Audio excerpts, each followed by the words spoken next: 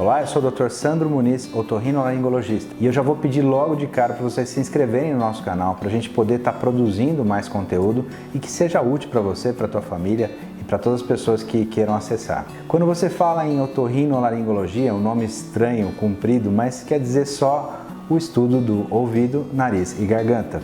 E eu vou falar um pouco sobre os 3 erros bastante comuns que a gente vê as pessoas cometerem em cada um desses setores. A voz, que a gente utiliza tanto para se comunicar, é tão importante na comunicação humana, para a música, para tudo, diz muito sobre a gente. E, inclusive, você pela voz, você pode dizer se a pessoa está estressada, se ela está alegre, se ela está triste, deprimida ou não. Então, quer dizer, a voz diz muito sobre a gente, sem mesmo a gente saber que está mostrando isso através da voz, mas ela mostra, assim, é difícil você disfarçar o que você sente se a tua voz acaba te entregando. Mas falando sobre as rouquidões, né, sobre a voz rouca, está sendo muito comum agora também no verão, por causa das rinossinusites, as pessoas também perderem a voz de uma hora para outra. E essas pessoas que chegam até o consultório roucas ou totalmente afônicas, sem voz nenhuma, vêm geralmente sussurrando, falando: doutor, eu estou falando baixo.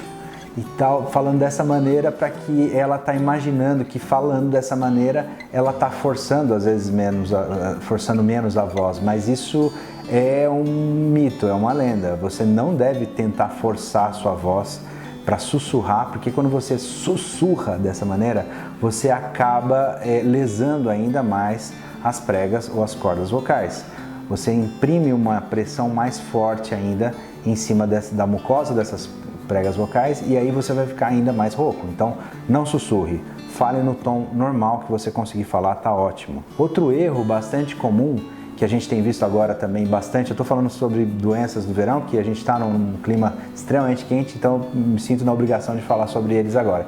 E o que tem acontecido bastante também são as pessoas que têm visto dicas, às vezes até dicas de outros profissionais, de outros médicos, mas que eu discordo completamente, que é quando se entra água no ouvido, alguns profissionais têm indicado que se pingue uma gota ou 2 de álcool dentro do ouvido. Por que eles indicam isso e por que eu sou contra? O princípio disso é que se você tiver um pouco de água dentro do ouvido, você mistura com esse álcool que você está pingando, esse álcool vai ajudar esse líquido a evaporar, essa água que estava lá dentro evaporar. Só que se você tem uma inflamação de ouvido ou se você tem até uma perfuração do tímpano, isso pode ser extremamente devastador para o ouvido, porque você vai aumentar muito mais a dor de ouvido, você vai prejudicar teu ouvido e provavelmente não vai conseguir resolver o problema. Então eu acho que eu não daria essa dica para ninguém, porque eu não estou vendo esse ouvido, eu não sei qual é a condição que ele está.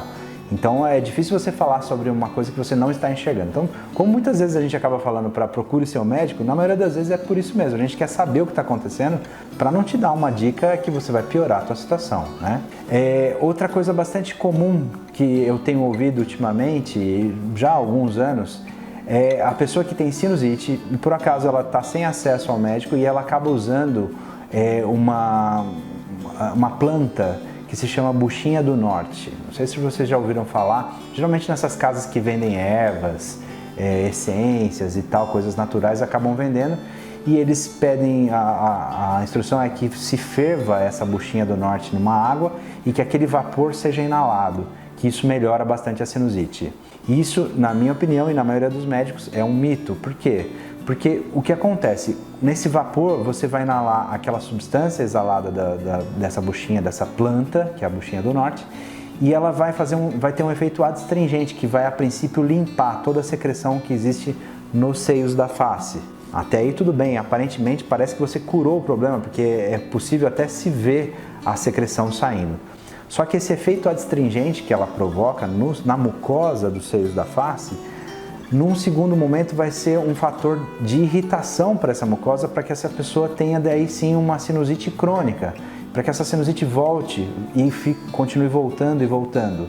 Então você acaba transformando um problema agudo num problema crônico para o resto da vida. Então é mais um motivo que a gente, um item que a gente frisa para as pessoas não tentarem fazer, porque não há comprovação científica que isso seja um tratamento definitivo e eficaz para sinusite. Espero que você tenha gostado dessas últimas dicas, espero que você continue curtindo o nosso canal para a gente produzir mais conteúdo para você e para a tua família. Obrigado!